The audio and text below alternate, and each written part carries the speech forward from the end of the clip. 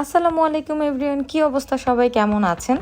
রাতের হালকা বাতাস গায়ে মাখতে অফিস শেষে বের হলাম আমি আর আমার ভাই। স্কুটির গতি বাড়িয়ে চলতে থাকলাম পূর্বাচলের পথে। ব্যস্ত দিনের ক্লান্তি যেন এক ঝটকায় উড়ে গেল। রাস্তার পাশে হঠাৎ একটা ছোট্ট দোকান নজরে পড়ল। কৌতূহল সামলাতে না পেরে ভেতরে ঢুকে পড়লাম। নানা রকম ছোটোখাটো জিনিসপত্র সাজানো ছিল, চুলের ক্লিপ, ব্রেসলেট, কানের দুল। হঠাৎ একজোড়া কানের টপ দেখে চোখ আটকে গেল। দাম মাত্র 30 টাকা।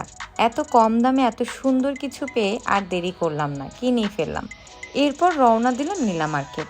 আমি কাঁকড়ার বিশাল ভক্ত, তাই এক মুহূর্ত দেরি না করে কাঁকড়া ভাজা অর্ডার করলাম। খেতে খেতে ভাইকে জিজ্ঞেস করলাম কেমন লাগছে।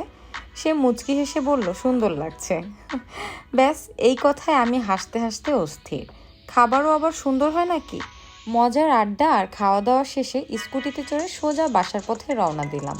খুব বড় কিছু করি নাই, কিন্তু ছোট এই ঘোরাঘুরিটুকুই সারাদিনের ক্লান্তির জন্য ছিল দারুণ একটি উপহার। সো আজকের মতো এই পর্যন্তই। ভালো থাকবেন সবাই, বাই বাই।